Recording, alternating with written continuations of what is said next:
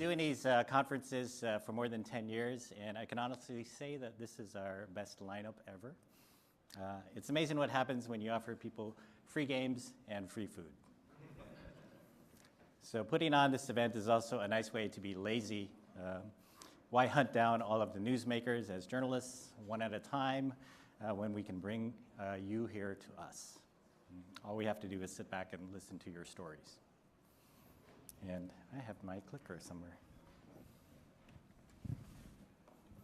Sorry.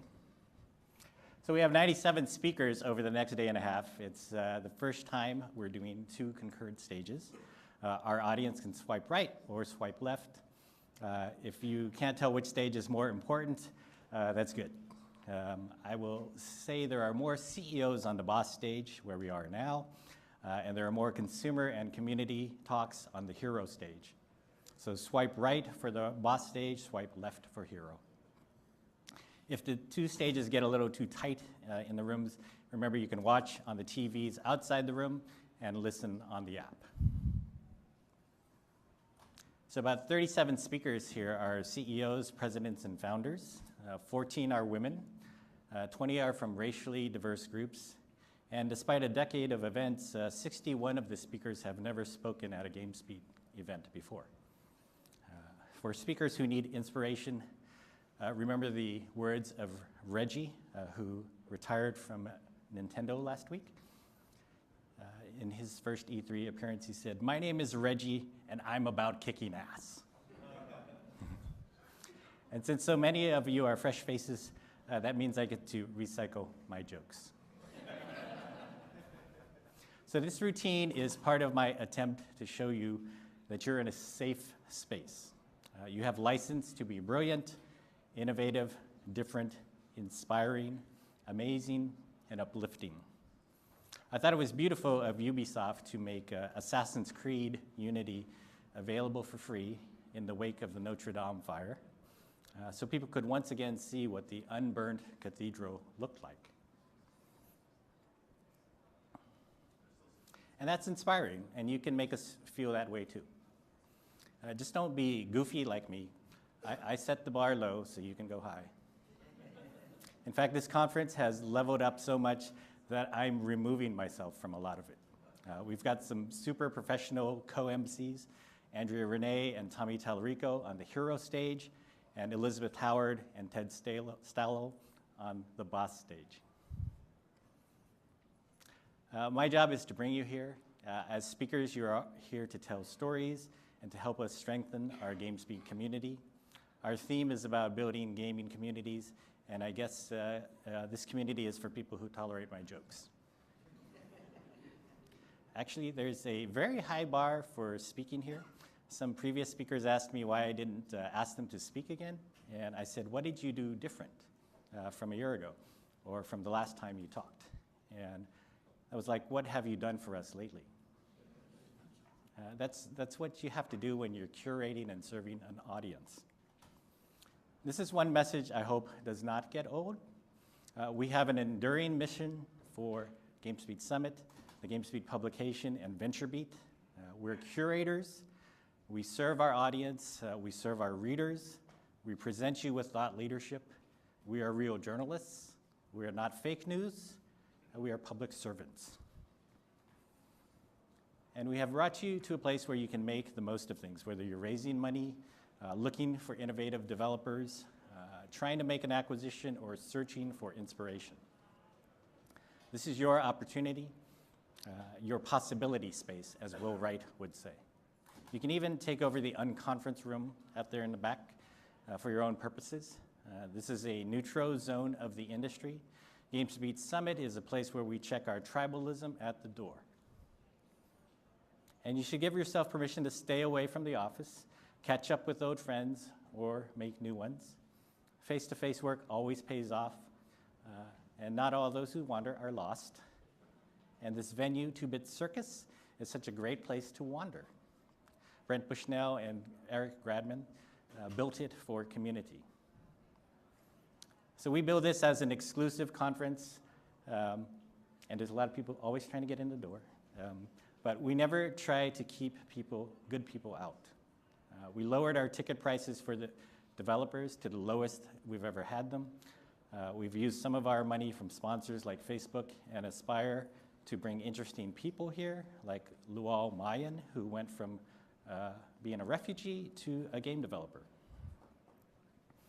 We can put in an emotional talk like Lual's story about making games for peace, or the Xbox adaptive controller discussion about how everyone wins when we all play. And we put that right next to the conversation of Google Stadia leader Phil Harrison and Amy Hennig about what's coming next. And it will seem like the most natural thing. You will hear Kevin Chu's vision for blockchain games and Tommy Tallarico take us back to the past of Intellivision. We cover all of games at this conference. Our speakers are going to make you think. Are games really meant for everyone? Are hardcore gamers really who you think they are? Why did Apex Legends take off? If you make games universally accessible, will everybody play? The research shows that games do not make you behave violent, but can they make you addicted? And if so, what should you do about it? Or can games make you see things from another perspective? Or make you feel more peaceful? Can message games convince you to do something about issues like climate change? We made sure the common thread in this room was gathering people who make you feel like you're stepping into the future, 5 years ahead of everyone else. And these are some of the people who can inspire the next generation and bring more diverse gamers and game creators into the fold. The way to think about this is like the user interface for a game. You can zoom in on tactical ideas like Brian Bowman's talk on ad tech or a Jess panel on eradicating bots, or you can zoom out for inspirational ideas on the future of games and how to invest in that future so we can add another billion gamers or two. Chris Taylor, who will speak tomorrow, gave us that notion of strategic zoom in his games like Supreme Commander. I like to think GamesBeat is a publication because it's a unique publication because we cover things like the skill it takes to play Sekiro or Cuphead. But we also ask questions at the high level, pulling up to get some strategic zoom on the landscape. And on that level, I used to talk about the difference between accidental and intentional game platforms. The intentional game companies are Sony, Microsoft, and Nintendo, and the accidental game companies are Amazon, Google, Apple, Tencent, and Facebook. And by accidental, I mean that they created platforms that were meant for something else, but eventually welcomed games. The iPhone is a perfect example of that. Steve Jobs didn't like games, but he saw that people wanted to play. The intentional game companies have been deadly serious about games for a long time, and they have decades-long credibility with their customers. They're about to launch another cycle of new products that will reel in more of us.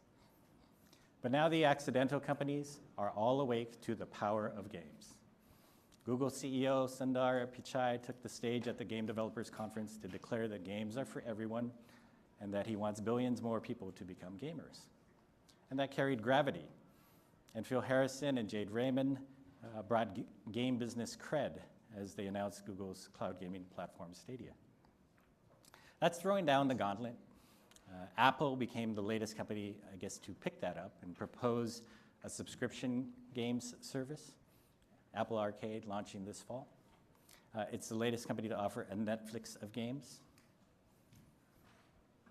And then you have games like Fortnite, which Epic is using to become a platform unto itself. If you look at the top games being streamed on Twitch now, you'll see that it's a multi-store world. I can't tell you how long I've been waiting for this moment. And this is why, for the first time in a decade, I bought a new suit for this conference.